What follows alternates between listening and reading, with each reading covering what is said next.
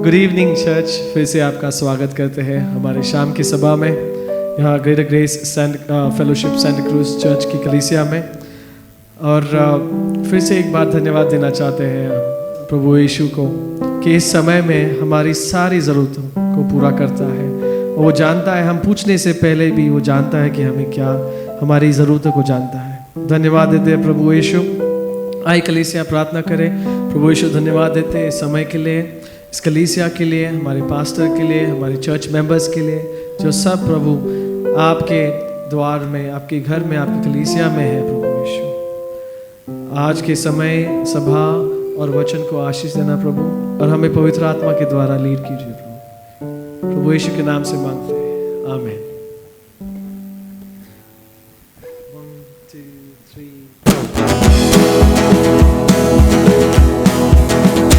तेरा प्यार है महान, तेरा प्यार है जान, मैं जो पहले मुर्दा था तूने डाली मुझ में जान।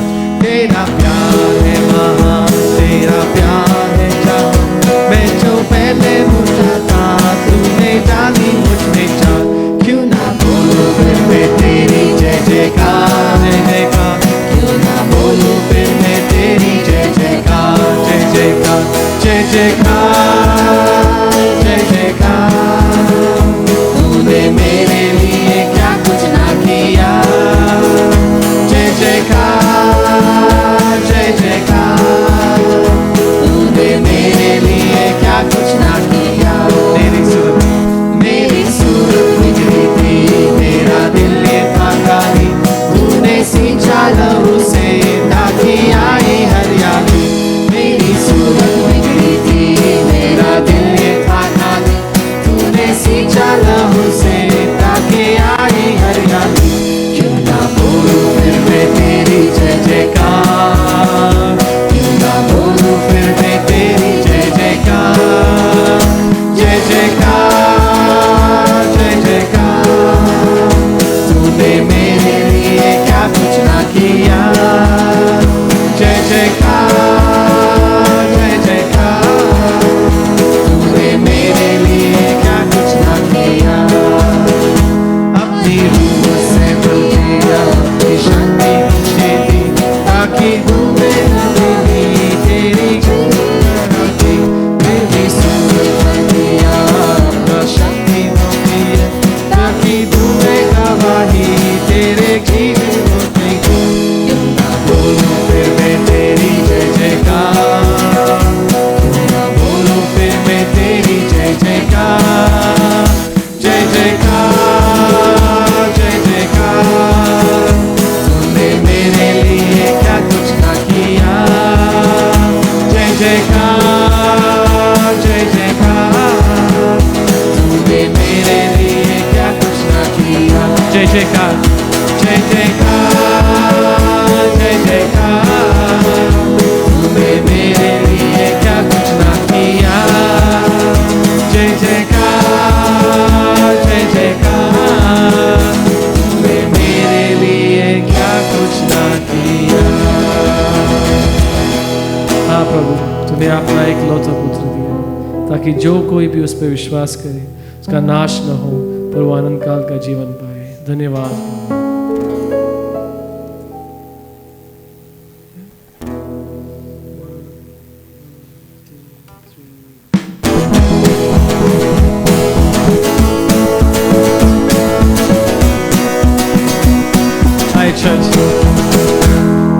स्तुति आराधना ऊपर जाती है, आशीष देकर नीचे आती है। स्तुति आराधना ऊपर जाती है, आशीष देकर नीचे आती है। प्रभु प्रभु हमारा कितना महान, देखो हमसे करता है प्यार।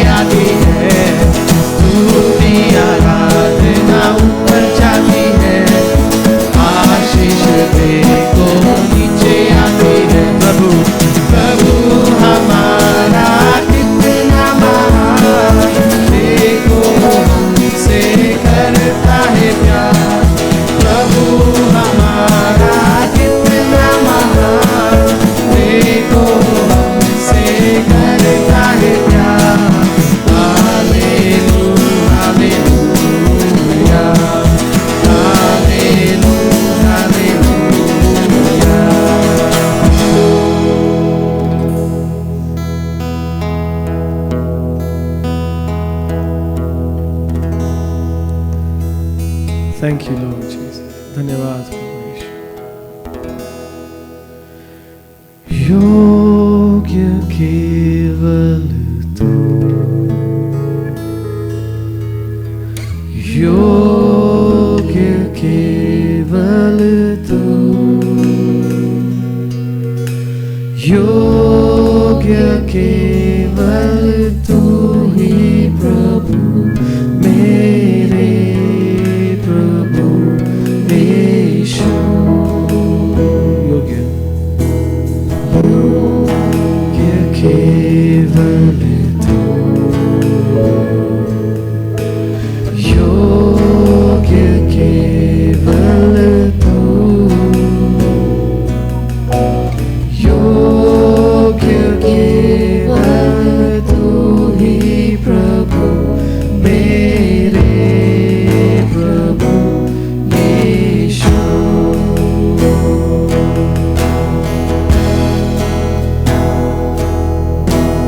आदर और महिमा तेरी, आदर और महिमा हो तेरी, आदर और महिमा हो तेरी प्रभु, मेरे प्रभु यीशु। पवित्र पवित्र केवल तू, पवित्र केवल तू, पवित्र केवल तू ही प्रभु, मेरे प्रभु यीशु।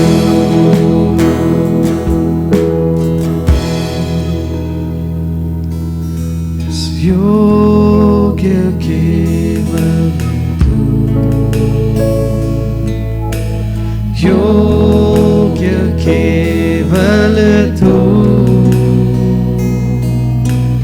योग्य केवल तू ही प्रभु, मेरे प्रभु यीशु।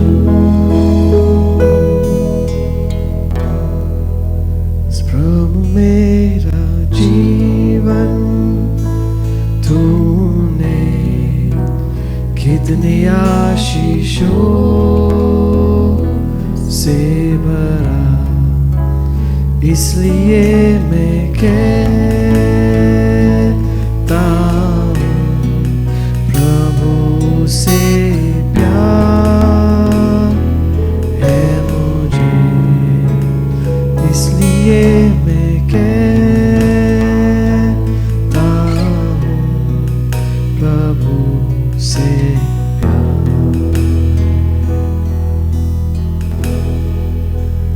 प्रभु मेरा जीवन तूने कितनी आशीषों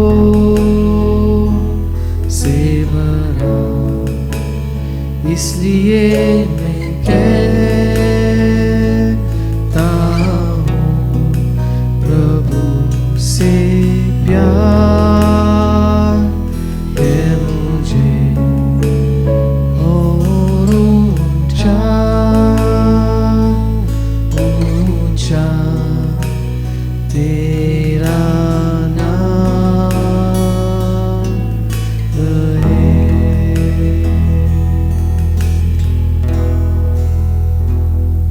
Yes, Lord.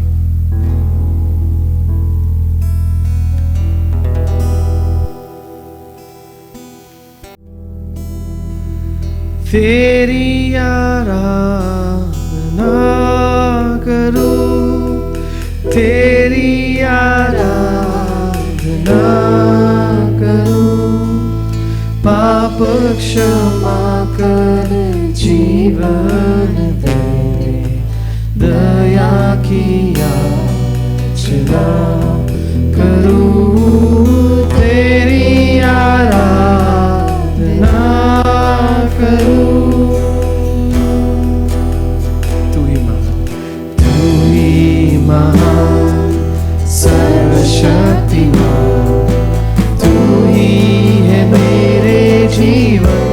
संगी, तू ही महान सर्वशक्तिमान, तू ही है मेरे जीवन का संगी।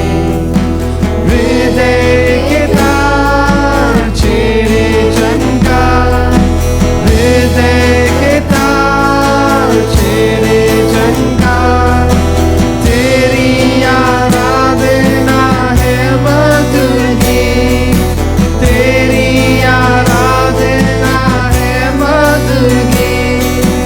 जीवन से मेरी तू महिमा पाए, एक ही कामना करूं, पाप क्षमा कर जीवन में, दया की याचना करूं, तेरी आराधना करूं। आराधना, आराधना, आराधना, तेरी आराधना, आराधना, आराधना, आराधना, तेरी आराधना।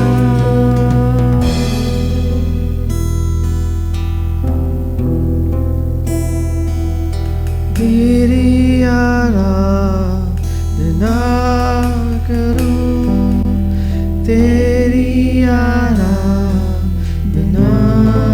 करूं, पाप क्षमा कर जीवन दे, दया की याचना करूं, तेरी आराधना करूं।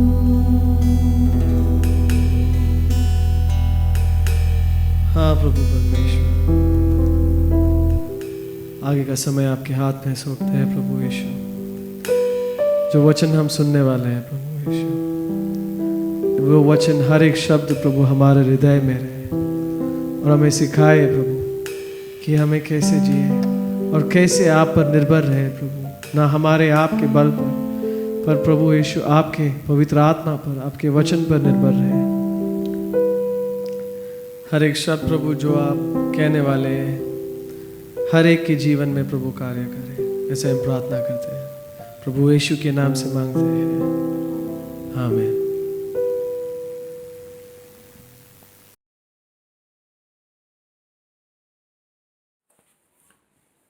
शाम की सभा में आप सबका स्वागत है। और ग्रेट ग्रेस की कलीसिया की इस शाम की सभा में आज हम धन्यवाद देते हैं परमेश्वर को कि हमारे संग भाई पीटर अकबर हैं, जिनके वचनों जिनके जीवन से हम बहुत प्रभावित हैं, जिनके जीवन में प्रभु ने बहुत महान काम किया है और उनके जीवन के द्वारा दूसरों के जीवन को छुआ जा रहा है। सो धन्यवाद पास्टर पीटर कि आप ने अपना समय दिया और यहाँ पे प्रचार किया।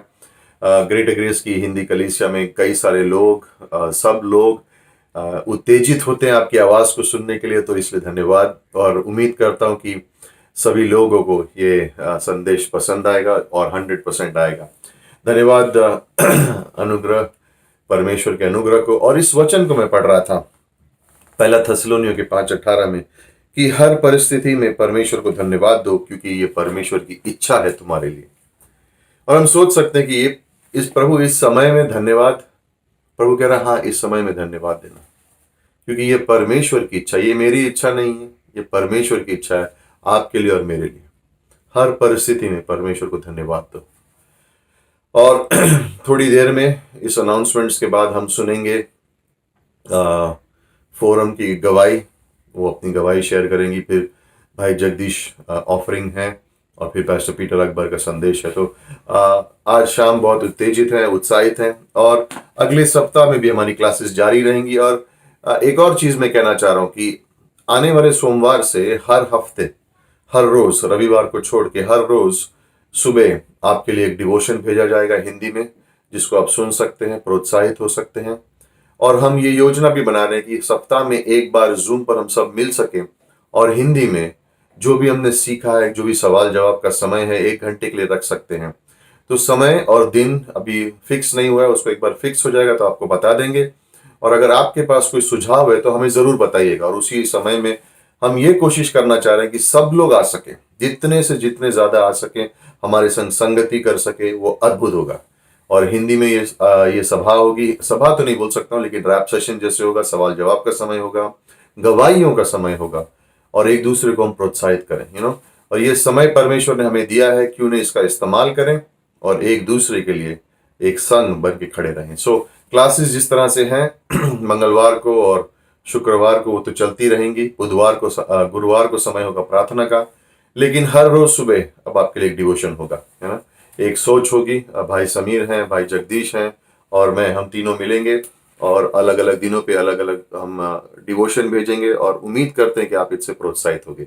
सो धन्यवाद सुनने के लिए, और आइए आज सभा का आनंद उठाएं, और जो परमेश्वर ने हमारे लिए योजना की है और सिखाया है उसको हम अपने प्राणों में ग्रहण करें और उससे उत्तेजित हों। आमेन। Hi church, I am Foram. I would like to share my testimony with you all.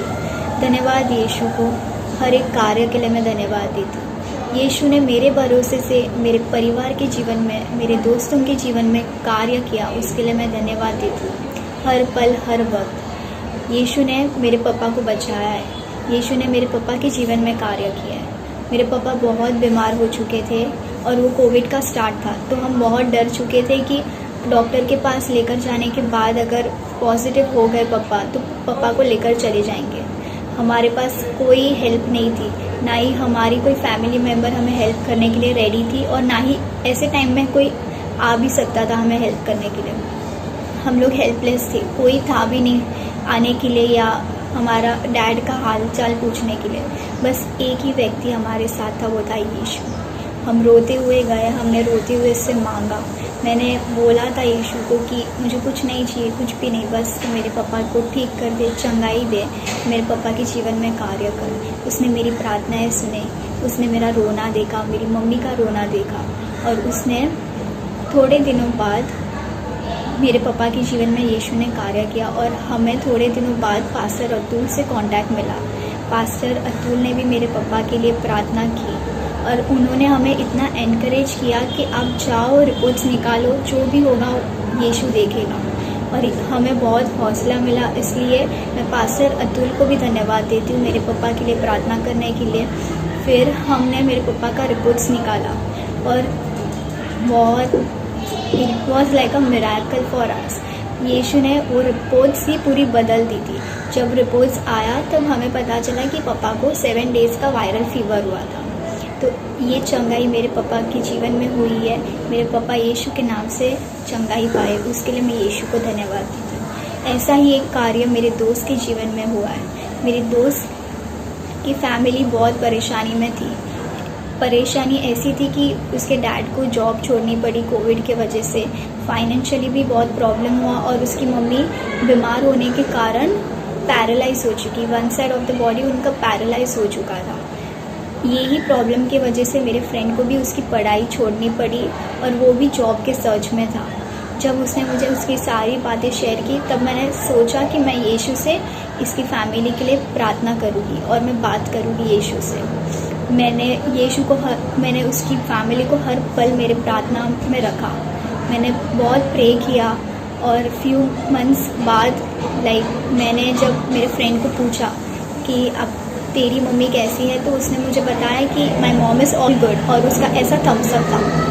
तो यीशु ने भी मेरी प्रार्थनाएं सुनी, और उसकी मम्मी जो एक साइड पैरालाइज हो चुकी थी, अब वो ओवरकम कर रही थी, वो वर्क करने लगी थी।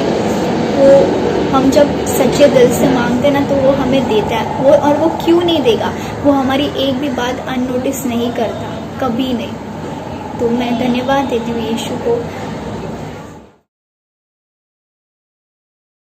हाय, और सभी का फिर से एक बार स्वागत है शाम की सभा में, और धन्यवाद सभी का जुड़ने के लिए। धन्यवाद कि आप विश्वास योग्य हो और परमेश्वर के पीछे चल रहे हो, परमेश्वर की बातों का ध्यान दे रहे हो, उसके लिए बहुत बहुत धन्यवाद प्रभु का कि उन्होंने आपको संभाल के रखा है अभी तक। और ये भेंट का समय है और इसमें मैं सोच रहा हूँ एक वचन जो कि प्रेरितों के काम 20 और उसके 35 में लिखा है, जहाँ पे पौलुस जब अपने लोगों से जिस सेवकाई में और कलीसिया में उन्होंने कार्य किया है उनसे विदा ले रहे हैं, तो वो ये बता रहे हैं कि कैसे वो लाइक उन्होंने जो मेहनत की है और दिन रात परिश्रम किया है और परमेश्वर की ओर उन्होंने ये सारी सेवा की है। और वो ये कह रहे हैं विशेष करके कि देना जो है वो लेने से ज़्यादा धन्य है। मतलब लेने के बारे में मैं ये कह सकता हूँ कि अभी हाल ही की परिस्थिति जो ऐसी है वैसे हम कह सकते हैं कि मुझे ज़्यादा ज़रूरत है, आप मुझे कुछ दोगे, मुझे कुछ मिलेगा, या व्यक्तिगत रूप से कोई भी व्यक्ति ये कह सकता है कि अभी मेरी ज़रूरतें ज़्यादा है, तो कोई मुझे कुछ देगा तो वो ज़्यादा बेहतर होगा। बट परमेश्वर एक स्तर पर जाके ये कह रहे हैं हमसे कि देना जो है वो लेने से ज़्यादा धन्य है। तो हम लेने के बारे में नहीं पर देने के बारे में सोचें, और देना प्रभु को ही नहीं बट एक कदम और आगे आके लाइक लोगों की मदद भी करना, लाइक परमेश्वर के और जो हमारी जिम्मेदारी है उसको तो जानते हुए समझते हुए उनकी ओर तो देना ही है। और दूसरा अभी जो परिस्थिति है, अभी जो परिस्थितियाँ चल रही है उसमें लोगों की भी मदद करना। तो परमेश्वर अगर चाहते हैं, वो ये चाहते हैं कि हम ज्योति बने, हम एक नमक के नाई लोगों के लिए खड़े रहें इन कठिन समय में। और अगर वो देने के इससे हो सकता है, ना किसी की मदद करने के ज़रिए से हो सकता है, तो अवश्य हमें ये करना जो है बहुत बहुत ज़रूरी है। तो प्रभु का धन्यवाद करें और भेंट में ये ध्यान रखें कि हम जब देंगे तो हम ज़्यादा धन्य हैं।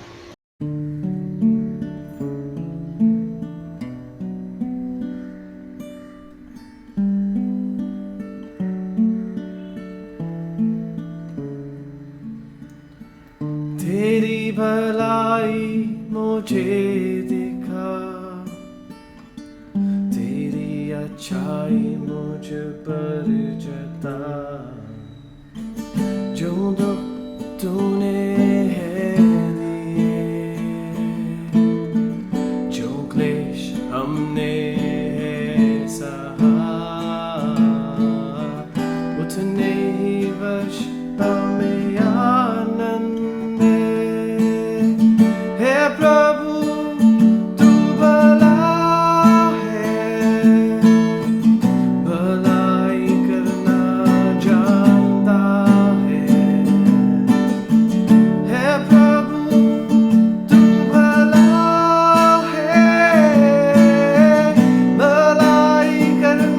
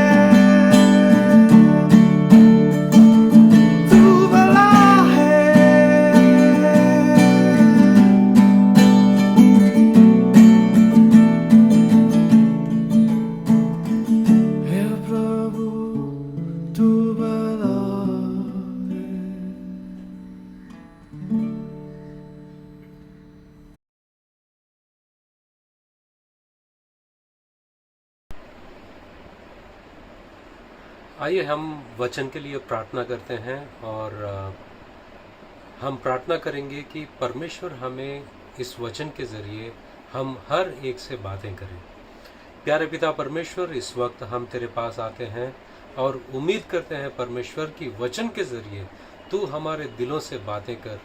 और परमेश्वर, हम सब अपने आप को आपके हाथों में सौंपते हैं। हमें अगुवाई करिए। यीशु मसीह के नाम से हम प्रार्थना करते हैं, आमीन। तो मैं परमेश्वर का शुक्रगुजार हूँ क्योंकि उन्होंने दोबारा मुझे ये मौका दिया आपके सामने आकर परमेश्वर का वचन को शेयर करने के लिए। आज का जो वचन का जो टाइटल है, टाइटल मतलब मुद्दा जो है वो ये है कि इस महान, पवित्र और गंभीर, भयानक परमेश्वर के सामने कौन खड़ा हो सकता है। ये टाइटल सुनकर हम सबको डर लगता है कि नहीं। हमको अक्सर काफ़ी लोगों ने बताया और हम खुद बहुत बार सुनते हैं कि परमेश्वर दयालु है, परमेश्वर प्यार करने वाला है, परमेश्वर अनुग्रहकारी परमेश्वर है और वो बहुत ही दयालु है और बहुत सारे बातों को हमने देखा है। मगर एक बात हमने बहुत नज़रअंदाज किया है और वो ये बात है कि परमेश्वर जो है वो न्यायी है। क्योंकि वो न्यायी परमेश्वर है, वो गुनाह पर और गुनहगारों पर क्रोधित होते हैं और उनका क्रोध इतना भयानक होता है कि कुछ ऐसे वाकया को देखते हैं हम बाइबल से जिससे हमको पता चलता है कि परमेश्वर का क्रोध कैसा होता है, क्योंकि वो न्यायी परमेश्वर है। जब हम देखते हैं कि शुरुआत में जब उत्पत्ति के किताब में हम देखते हैं, उत्पत्ति के किताब जेनेसिस अध्याय 6 में 3 वचन में जब हम देखते हैं कि परमेश्वर ने सब कुछ बनाया है, परमेश्वर ने बनाने के बाद में इंसान को बनाया है, इंसान फैलने लगे धरती पर। मगर उनके जब आदम और हवा गुनाह करने के बाद में ऐसा हुआ कि इंसान बहुत गुनहगार बन गया। अध्याय 6 के 3 वचन में हम देखते हैं कि तब यहोवा ने कहा, मेरा आत्मा मनुष्य से सदा विवाद करता ना रहेगा। मतलब मेरी आत्मा इंसानों से हर वक्त विवाद नहीं करेगा, मतलब बर्दाश्त नहीं करेगा, क्योंकि मनुष्य भी शरीर ही है। और 7वां वचन में, अध्याय 6 के 7वां वचन में परमेश्वर ये कहते हैं कि तब यहोवा ने कहा, मैं मनुष्य को जिसकी मैंने सृष्टि की है पृथ्वी के ऊपर से मिटा दूंगा। क्या मनुष्य, क्या पशु, क्या रेंगने वाले जंतु, क्या आकाश के पक्षी, सबको मिटा दूंगा, क्योंकि मैं उनके बनाने से पछताता हूं। परमेश्वर ने सब कुछ बनाया, मगर जब इंसान गुनहगार हुआ, उनके गुनाह के वजह से परमेश्वर इतने क्रोधित हो गए और उन्होंने कहा, मेरी जो आत्मा है वो इंसान से हमेशा बहस नहीं करेगा। बहस मतलब रीजन करना और उनको बर्दाश्त करना, ये हमेशा नहीं होता है, क्योंकि परमेश्वर न्यायी है। तो परमेश्वर ने जल को इस दुनिया में लाया और बाढ़ से और पानी से उस समय की दुनिया को तबाह कर दिया। मगर हाँ, नूह के जो घराना है उनके ऊपर परमेश्वर ने अनुग्रह दिखाया है। मगर और कुछ वाकया है जब हम देखते हैं कि उत्पत्ति के किताब से ही 19वां अध्याय 12 और 13 वचन में जब हम देखते हैं, परमेश्वर ने सोदोम और गोमोरा सबको नाश कर दिया, क्योंकि वहां की जो गंदगी और इंसानों का जो पाप है, जिससे परमेश्वर बहुत क्रोधित हुए और उस जगह को आग से उन्होंने तबाह किया। आज तक भी वहां पर एक छोटी सी घास भी पैदा नहीं हुई है। इतना परमेश्वर का क्रोध को हम पुराने नियम में देखते हैं। मगर ये वाक्य जो है लोगों पर मतलब बहुत सारे लोगों पर दिखाया गया है। मगर परमेश्वर का क्रोध अपने चाहते लोग करने के बावजूद भी परमेश्वर ने उनको कभी बख्शा नहीं। उदाहरण के तौर पर जब हम देखते हैं कि दूसरा शमूएल की पत्री 24वां अध्याय में एक बार ऐसा होता है कि परमेश्वर एक बार ऐसा होता है कि दाऊद जो है, परमेश्वर कहते हैं दाऊद के बारे में ये कहते हैं कि दाऊद जो है वो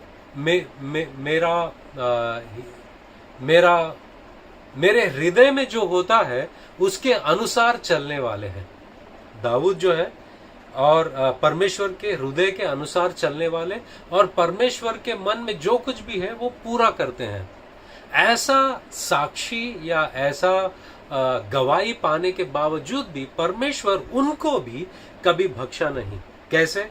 क्योंकि जैसे कि मैंने बताया कि दूसरा शमूएल की जो किताब है और उसके 24वें अध्याय में एक वाक्य ऐसा है। वहां पर ऐसा होता है कि दाऊद अपनी सेना को गिनने की आदेश देते हैं। सेना को गिनने की आदेश देते हैं। इसमें क्या प्रॉब्लम है? सेना को कोई भी गिन सकता है। मगर इसका प्रॉब्लम यह था कि जब दाऊद ने कहा कि हमारे पास कितनी सेना है, कितने रथ है, कितने योद्धा है, उनकी गिनती करो। जब उन्होंने कहा, जब लोगों ने गिनती की है, अचानक से दाऊद को पता चला उनकी गलती क्या है। क्योंकि इस्राएल जो है या परमेश्वर की सेना जो है कभी भी अपने बलबूते पे कोई जंग जीता नहीं। हर वक्त जब उन्होंने जंग जीता था वो परमेश्वर के वसीले और परमेश्वर के जरिए उन्होंने जंग जीता। जब तुम अपनी सेना की गिनती करते हो उससे एक गर्व का महसूस हो सकता है कि मेरे पास इतना सेना है, मेरे पास इतनी ताकत है, इतना बल है मेरा, ऐसा हो सकता है। मगर जब परमेश्वर ने देखा, परमेश्वर क्रोधित हो गए, परमेश्वर को गुस्सा आया और दाऊद को भी उन्होंने नहीं छोड़ा। तो दूसरा शमूएल की पत्री 24वां अध्याय में जब हम देखते हैं 10वां वचन से कि प्रजा की गणना करने के बाद दाऊद का मन व्याकुल हुआ। अतः दाऊद ने यहोवा से कहा, यह काम जो मैंने किया वह महापाप है। तो अब हे यहोवा अपने दास का अधर्म दूर कर। यहां पर दाऊद जानता है कि उसने गिनती की अपनी सेना की और वो गलत बात है, वो पाप है। दाऊद जानता है कि ये गलत हो गया मेरे साथ। तो उन्होंने दुआ किया परमेश्वर से और कहा कि ये जो काम है अधर्म है, मैंने गलत किया है। और दाऊद आगे जाके कहते हैं क्योंकि मुझसे बड़ी मूर्खता हुई है। 11 वचन में जब हम देखते हैं, दूसरा शमूएल 24वां अध्याय 11 वचन में जब हम देखते हैं कि सबसे सवेरे जब दाऊद उठा तब यहोवा का यह वचन गाद नामक नबी के पास जो दाऊद का दर्शी था पहुंचा। गाद नामक भविष्यवक्ता थे, उनके पास परमेश्वर का वचन आया और परमेश्वर का वचन आने के बाद में 12 वचन में देखो, उसने जाकर दाऊद से कहा, यहोवा यों कहता है कि मैं तुझको 3 विपत्तियां दिखाता हूं, उनमें से एक को चुन ले कि मैं उसे तुझ पर डालूं। परमेश्वर इन्होंने जो गुनाह किया है उसको बख्शा नहीं और उन्होंने कहा कि मैं 3 विपत्तियों को तुम्हारे सामने लेके आता हूं, तुम इन तीनों में से किसी एक को चुनो। तो 13 वचन, अतः गाद ने दाऊद के पास जाकर इसका समाचार दिया और उसने पूछा, क्या तेरे देश में 7 वर्ष का अकाल पड़े या 3 महीने तक तेरे शत्रु तेरा पीछा करते रहे और तू उनसे भागता रहे? तीसरा, या तेरे देश में 3 दिन तक मारी फैली रहे, मतलब लोग मरते ही रहे 3 दिन तक। अब सोच विचार कर कि मैं अपने भेजने वाले को क्या उत्तर दूं।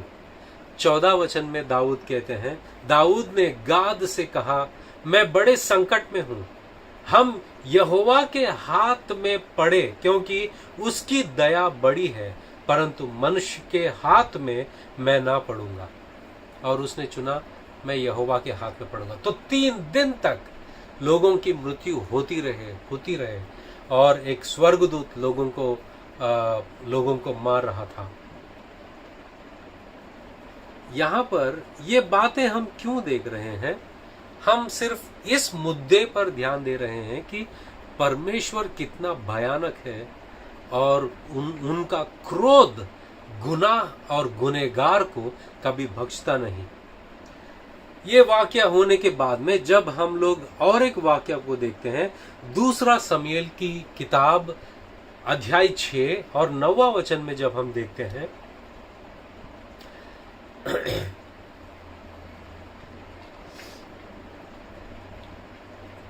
दाऊद ने क्या किया कि परमेश्वर का जो संदूक है वो कहीं और दुश्मनों के पास था।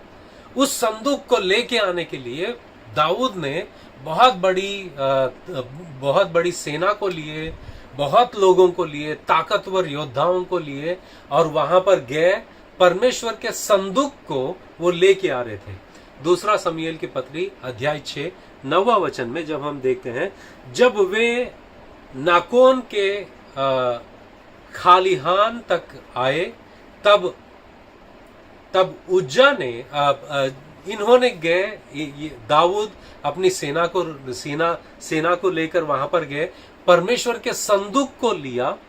संदूक को लेके आने के लिए उज्जा ने क्या किया कि एक बैलगाड़ी को तैयार किया। जब वे नाकोन के खलिहान तक आए, तब उज्जा ने अपना हाथ परमेश्वर के संदूक की ओर बढ़ाकर उसे थाम लिया। इन्होंने क्या किया, उज्जा ने क्या किया कि एक नई बैलगाड़ी लिया और बैलगाड़ी पर परमेश्वर का संदूक को रखा। हालांकि एक बात हमको जानना चाहिए कि परमेश्वर ने पुराने नियम में कहीं पर भी ये आज्ञा नहीं दिया कि परमेश्वर के संदूक को बैलगाड़ी पर रख के लेके आए, क्योंकि परमेश्वर ने ये आज्ञा दिया, परमेश्वर के संदूक को लेवी जो लोग हैं वो ढोएंगे। मगर यहां पर उन्होंने एक गलती किया कि परमेश्वर के संदूक को उन्होंने बैलगाड़ी पर रखा। वो तो एक गलती हुई, मगर उज्जा ने और एक गलती किया। वो क्या किया, जब वो गाड़ी आ रही थी, बैलगाड़ी आ रही थी और बैल जो थे, बैल या क्या कहते हैं, वो जो नए हम लोग वचन पढ़ते हैं तो हमको पता चलेगा। जब वे नाकोन के खलिहान तक आए, तब उज्जा ने अपना हाथ परमेश्वर के संदूक की ओर बढ़ाकर उसे थाम लिया, क्योंकि बैलों ने टोकर खाई। जब ये बैलगाड़ी पर लेके आ रहे थे, बैलों ने टोकर खाई, तो वो शायद फिसल रहा था या कुछ हो रहा था। उज्जा ने अपने हाथों से उस संदूक को पकड़ लिया। अब देखो क्या होता है। तब यहोवा का कोप उज्जा पर भड़क उठा और परमेश्वर ने उसके दोष के कारण उसको वहां ऐसा मारा कि वहां परमेश्वर के संदूक के पास मर गया। क्या उज्जा ने गलती किया है? उज्जा का इंटेंशन तो अच्छा था कि अरे संदूक गिर जाएगा, तो उसने पकड़ लिया। मगर परमेश्वर, देखिए यहां पर परमेश्वर का क्रोध उठा, क्योंकि यहां पर हम लोग देखते नहीं कि लेवियों को इस्तेमाल किया गया है। यहाँ पर लेवियों को हम नहीं देखते, लेवियों को ढोते हुए हम नहीं देखते, क्योंकि परमेश्वर की आज्ञा ये थी। ये गलती हुई है। दूसरी गलती ये हुई है, उज्जा जो थे वो परमेश्वर के घराने में जो सामग्री होते हैं उनको छूने का अधिकार है, मगर परमेश्वर के संदूक को छूने की अधिकार उनको नहीं है या उनको इजाजत नहीं है। ये सिर्फ लेवी लोगों के लिए है। मगर उज्जा ने अपना अधिकार को भूल गया या अपनी औकात को भूल गया, परमेश्वर के संदूक को छू लिया और परमेश्वर का क्रोध उठा, उसके ऊपर उठा, वहीं पर वो मर गया, क्योंकि परमेश्वर की मार उसके ऊपर गिरी।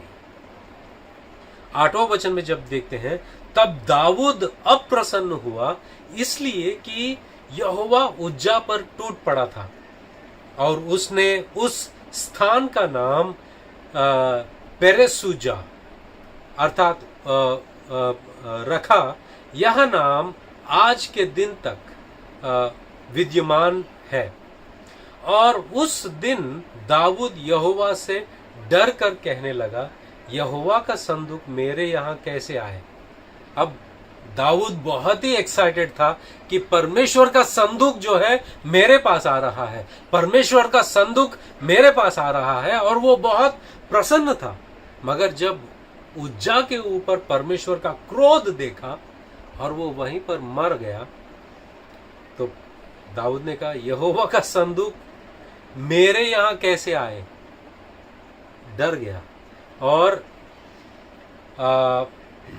इसलिए दाऊद ने, 10वां वचन कहता है, इसलिए दाऊद ने यहोवा के संदूक को अपने यहां दाऊदपुर में पहुंचाना ना चाहा।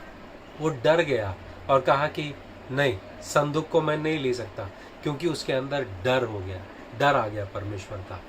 परंतु गातवासी ओबेदेदोम के यहां पहुंचाया गया है। अब बात ऐसी है कि ये वाकया होने से पहले और एक वाकया है। वहां पर हमको एक बात नजर आता है, लेवियों के लय व्यवस्था में अहरोन के दोनों बेटे जो हैं, उन्होंने परमेश्वर के जो मंदिर में कुछ और ही अलग आग उन्होंने रख दिया। लय व्यवस्था का 10वां अध्याय 1 वचन, तब नादाब और अबीहू नामक हारून के 2 पुत्रों ने अपना अपना धूपदान लिया और उनमें आग भरी और उनमें धूप डालकर उस ऊपरी आग को, जिसकी आज्ञा यहोवा ने नहीं दी थी, यहोवा के सम्मुख अर्पित किया।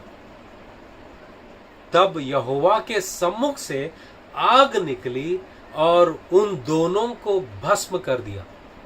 यहां पर भी हम परमेश्वर के क्रोध को देखते हैं कि वो गुनाह को बर्दाश्त करने वाले नहीं हैं। परमेश्वर के यहां से आग निकला और हारून जो है वो परमेश्वर के जन है, उनके बेटों को भी उन्होंने बख्शा नहीं, वहीं पर उनके आग से उनको तबाह कर दिया। और आगे, तब यहोवा के सम्मुख से आग निकली और उन दोनों को भस्म कर दिया और वे यहोवा के सामने मर गए। 3 वचन में देखो, एक बात होती है, लय व्यवस्था 10वां अध्याय 3 वचन, तब मूसा ने हारून से कहा। शायद मूसा ने परमेश्वर के पास विनती की कि परमेश्वर आपने ये क्या किया, परमेश्वर आपने ये क्या किया। तो शायद परमेश्वर ने मूसा से बात किया होगा और परमेश्वर के वचन को हारून को सुनाते हैं मूसा। और क्या कहते हैं 3 वचन में, तब मूसा ने हारून से कहा, यह वही बात है जिसे यहोवा ने कहा था कि जो मेरे समीप आए, मतलब जो लोग मेरे पास आए, अवश्य है कि वह मुझे पवित्र जाने। क्या कह रहे हैं परमेश्वर? परमेश्वर ये कह रहे हैं कि मुझे मजाक में मत लो, मुझे मजाक में मत लो। यहां पर परमेश्वर कहते हैं ये अवश्य है, जरूरी है कि तुम मुझे पवित्र मानो, मेरे साथ मजाक मत करना और सारी जनता के सामने मेरी महिमा करे। मतलब लोगों के सामने मेरी आदर हो और मुझे पवित्र माना जाए। जो लास्ट बात है ना वो इंटरेस्टिंग है। मतलब लय व्यवस्था का 10वां अध्याय 3रा वचन का लास्ट भाग है, और हारून चुप रहा। मतलब हारून अपना मुंह बंद किया कि परमेश्वर अति पवित्र है, अति पवित्र है परमेश्वर, और वो गुनाह को बर्दाश्त नहीं करते, क्योंकि उनकी पवित्रता इतनी महान है, पवित्रता कि वो पवित्र परमेश्वर गुनाह को सहता नहीं, बर्दाश्त नहीं करता। परमेश्वर के सारे गुण और लक्षण है, मगर जब यशायाह नबी ने परमेश्वर को देखा, स्वर्गदूत दयालु दयालु दयालु नहीं कह रहे थे, प्रेम करने वाला प्रेम करने वाला प्रेम करने वाला नहीं कह रहे थे, मगर वो स्वर्गदूत क्या कह रहे थे पता है? परमेश्वर पवित्र है, पवित्र है, पवित्र है। इतना पवित्र परमेश्वर। आखिरी एक वाक्य मैं बताना चाहूंगा कि एक दफा ऐसा होता है, परमेश्वर ने ये संदूक लाने से पहले, परमेश्वर की संदूक दाऊद लाने से पहले जब दुश्मनों के पास था, एक ऐसा वाक्य होता है कि क्योंकि लोग ने परमेश्वर के संदूक को अपवित्र रीति से देखा, नजर डाला, उनको भस्म कर दिए। पहला शमूएल की पत्री अध्याय 6 19वां वचन में जब हम देखते हैं कि यहोवा ने बेत शेमेश के कुछ लोगों पर घातक प्रहार किया, क्योंकि उन्होंने यहोवा के संदूक को खोल उसके भीतर झांका था। अंग्रेजी बाइबल में यही बात को लिखा गया है। पहला शमूएल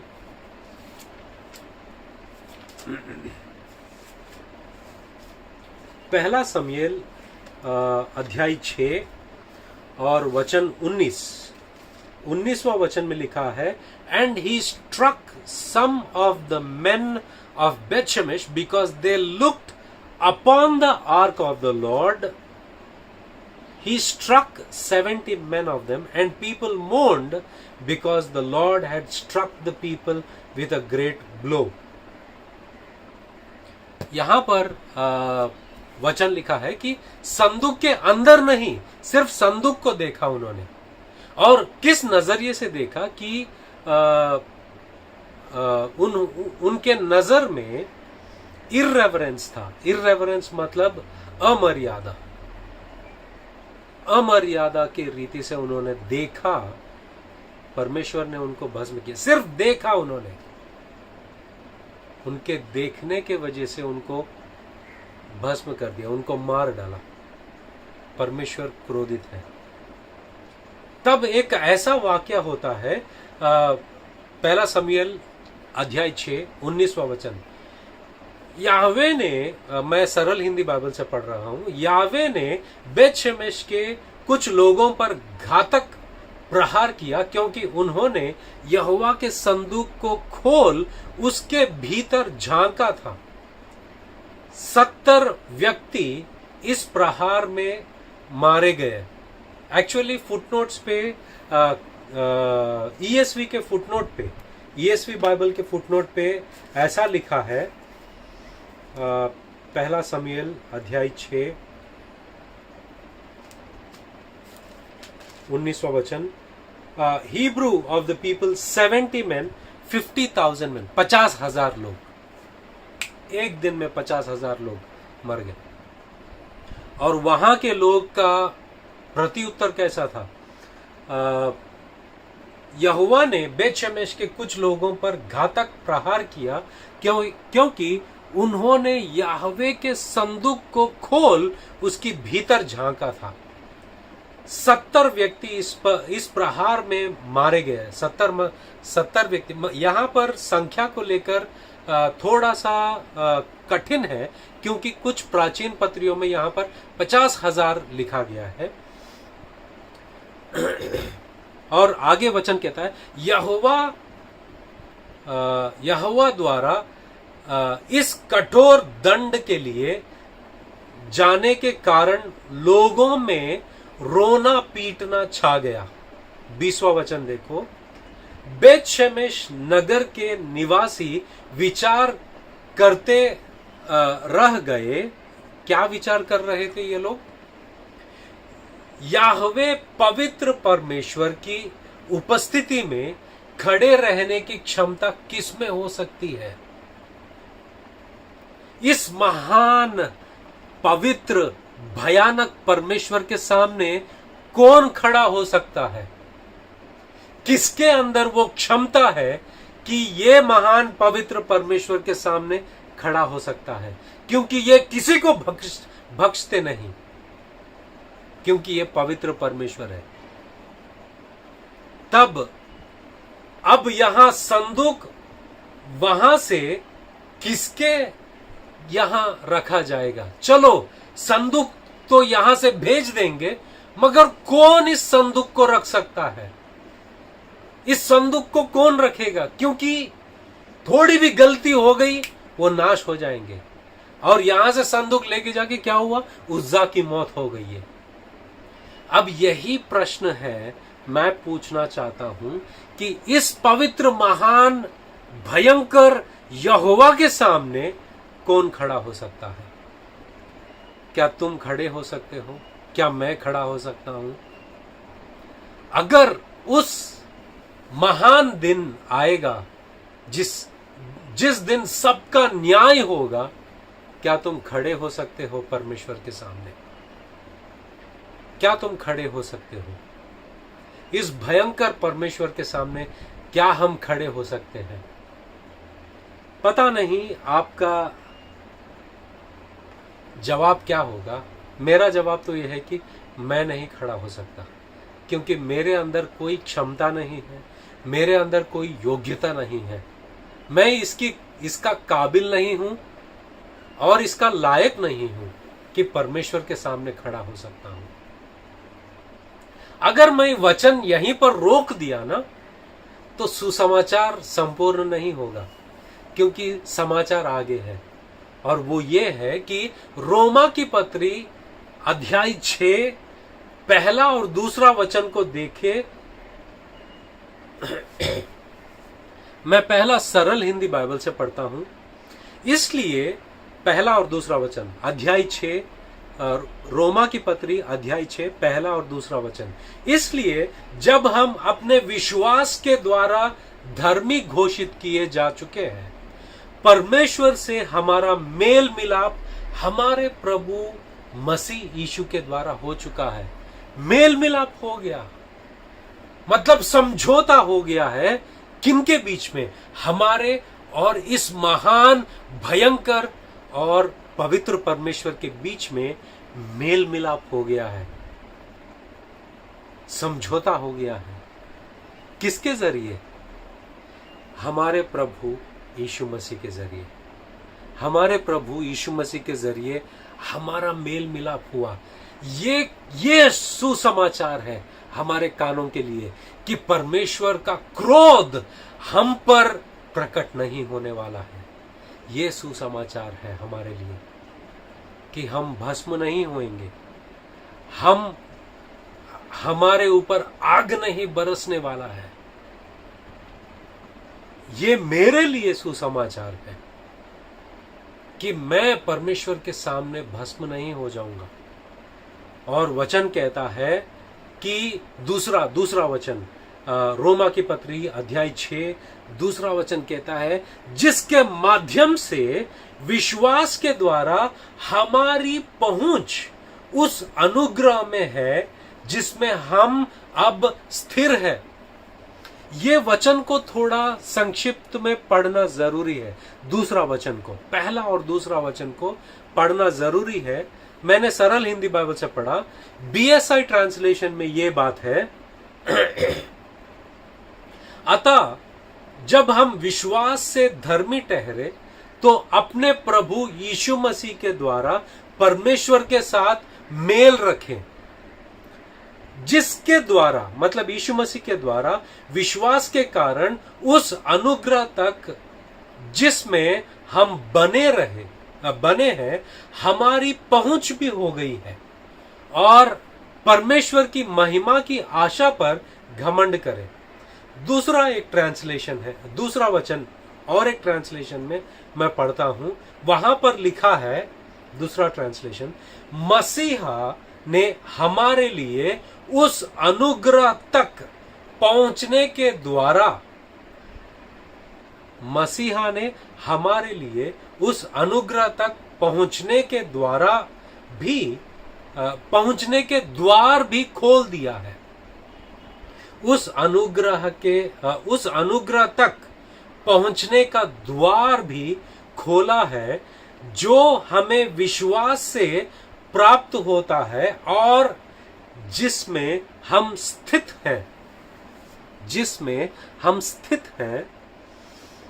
हम इस बात पर गौरव करते हैं कि हमें परमेश्वर की महिमा के भागी बनने की आशा है। यहां पर वचन क्या कहता है पता है? वचन ये कहता है कि यीशु मसीह ने, हम जो परमेश्वर के क्रोध के हकदार हैं, हमारे और परमेश्वर के बीच में समझौता किया। अब हम, हमारे और महान परमेश्वर के बीच में शांति है, और यीशु मसीह ने परमेश्वर के सामने द्वार खोल दिया है। और उस अंग्रेजी बाइबल में बात बहुत अच्छा लिखा है, मैं आपके लिए पढ़ना चाहूंगा और बताना चाहूंगा।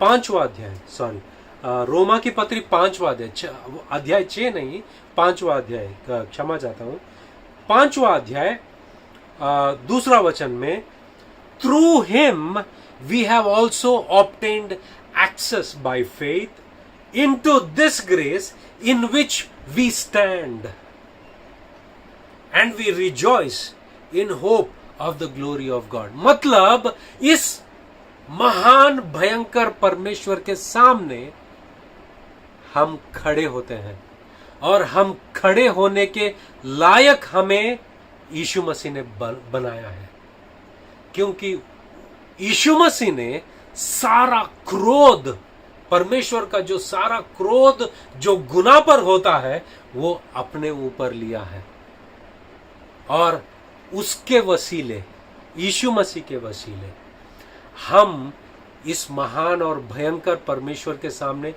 खड़े होते हैं। याद है, उन्होंने कहा, बेतशेमेश के लोग, पहला शमूएल 6वां अध्याय 20वां वचन में, बेतशेमेश नगर के निवासी विचार करते रह गए, यहोवा पवित्र परमेश्वर की उपस्थिति में खड़े रहने की क्षमता किसमें हो सकती है?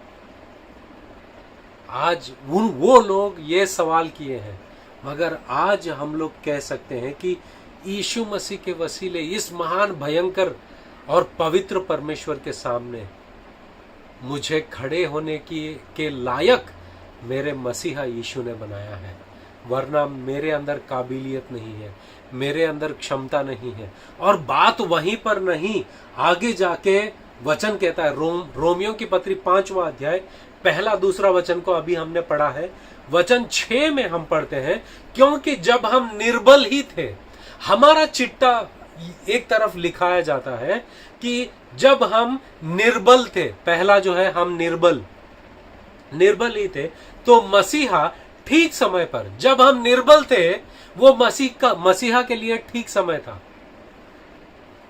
जब हम निर्बल ही थे तो मसीहा ठीक समय पर भक्तिहीनों के लिए, ये दूसरा है। हम कौन है? पहला निर्बल, दूसरा भक्तिहीन के लिए मरा कि धर्मी जन के लिए कोई मरे या तो दुर्लभ है, परंतु हो सकता है किसी भले मनुष्य के लिए कोई मरने का भी साहस करे। इससे हमको क्या पता चलता है? हम अधर्मी हैं और हम भले लोग नहीं हैं। पहला, हम निर्बल हैं, हम भक्तिहीन हैं, हम अधर्मी हैं और हम भले इंसान नहीं हैं। ये 4 लिस्ट है और आगे जाके कहते हैं परंतु परमेश्वर हम पर अपने प्रेम की भलाई इस रीति से प्रकट करते हैं कि जब हम पापी ही थे तब मसीहा हमारे लिए मरा। अतः जबकि हम अब उसके लहू के कारण धर्मी ठहरे तो उसके द्वारा परमेश्वर के क्रोध से क्यों न बचेंगे। परमेश्वर के क्रोध से बच गए, मतलब पहले हम क्या हुए?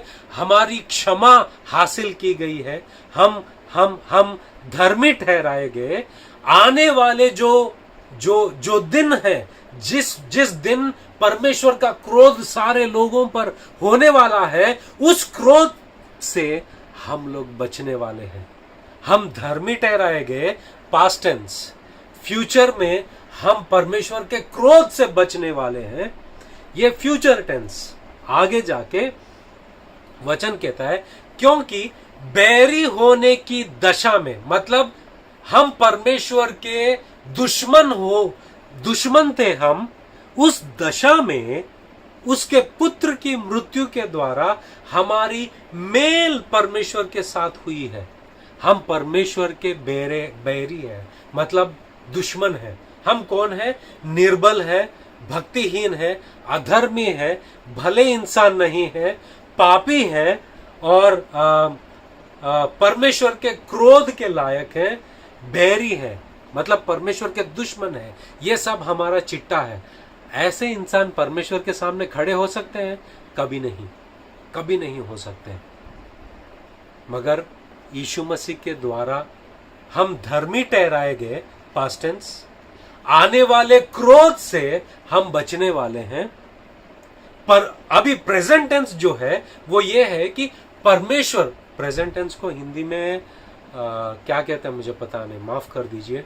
प्रेजेंट टेंस, वर्तमान दशा ये है कि हमारे और महान भयंकर परमेश्वर के बीच में हमारा मेल हुआ है, शांति है हमारे बीच में। और आगे तो फिर मेल हो जाने पर उसके जीवन के कारण हम उद्धार क्यों ना पाएंगे। केवल यही नहीं, परंतु हम अपने प्रभु यीशु मसीह के द्वारा, जिसके द्वारा हमारा मेल हुआ है, परमेश्वर में आनंदित होते हैं। ये सबसे बड़ी बात है। ये सबसे बड़ी ये बात है कि हम परमेश्वर के सामने परमेश्वर के सामने भस्म नहीं होएंगे, मगर परमेश्वर में हम आनंदित रहेंगे। देखिए हमारी दशा कैसी बदल गई है। खौफ उठने वाले लोग हम थे, मगर उसी महान पवित्र परमेश्वर के सामने और परमेश्वर में हम आनंदित हो रहे हैं। एक बार याद करो कि आपने कुछ ऐसा गलत काम किया है और आपके पापा घर पे तुम्हारा इंतजार कर रहे हैं एक छड़ी लेकर, और तुम घर चलते चलते तुम्हारे पैर कांपने लगे। जब तुम घर पहुंचे और पापा ने तुमको गले लगाया और कहा कि मैं तुमसे नाराज नहीं हूं, और तुम बाजू देखते हो, तुम्हारा भाई है, उसके जिस्म पर सब छड़ी के मार के निशान है। यही हमारे साथ हुआ है। यीशु मसीह ने हमारा सारा क्रोध लिया ताकि इस महान भयंकर परमेश्वर के सामने हम खड़े रहे और आनंदित रहे। ये महान परमेश्वर है हमारा, ये हमारे साथ हुआ है। हम धर्मी ठहराए गए, आने वाले क्रोध से बच गए और हम परमेश्वर के उपस्थिति में खड़े रहे और आनंदित रहे। आमीन। चलो प्रार्थना करते हैं। पिता परमेश्वर, ये जो सौभाग्य आपने हमारे जिंदगी में दिया है, इसका हम लाख लाख शुक्र अदा करते हैं, क्योंकि तू महान है परमेश्वर, तू अच्छा है। इस सारी बरकतों के लिए परमेश्वर हम तुझे धन्यवाद देते हैं। यीशु मसीह के नाम से हम प्रार्थना करते हैं। आमीन आमीन। God bless you. धन्यवाद प्रभु उस वचन जो हमने सुना और इस समय के लिए। आए चर्च, फिर से एक बार प्रभु यीशु को धन्यवाद देते हैं। 1 2 3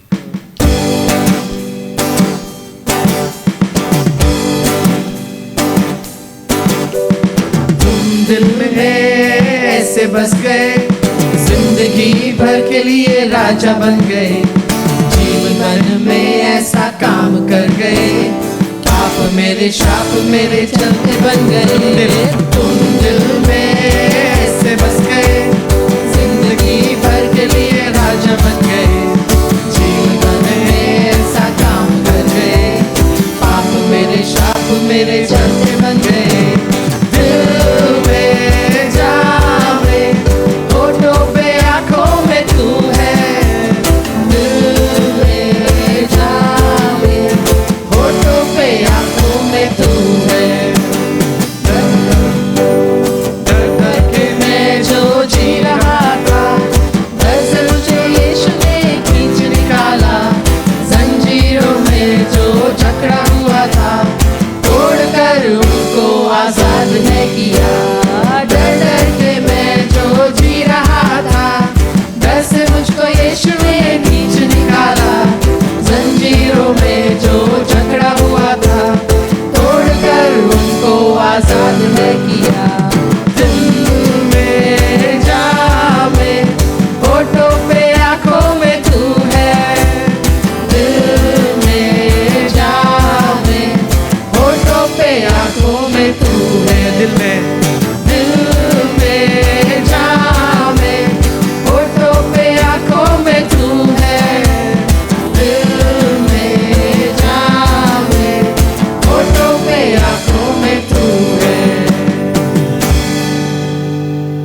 धन्यवाद प्रभु यीशु, धन्यवाद देते आपके नाम को और प्रार्थना करते प्रभु, जैसे हम हमारे नए हफ्ते में जा रहे हैं, सभी के जीवनों में प्रभु, सभी के कार्य और कामों में आशीष बोलते हैं और प्रार्थना करते हैं प्रभु यीशु कि हर एक वचन जो हमने सुना है प्रभु हमारे जीवन में कार्य करते रहे और हम सबको प्रभु हमारे कामों में प्रभु यीशु कि हमें मार्ग दिखाए और हमें बताए कि किस ओर जाना है, ना कि हम हमारे खुद के बल पर चले प्रभु, पर आपके विश्वास, आपके वचन के द्वारा प्रभु चले और आप पवित्र आत्मा के द्वारा चले। प्रभु यीशु के नाम से मांगते हैं, आमीन।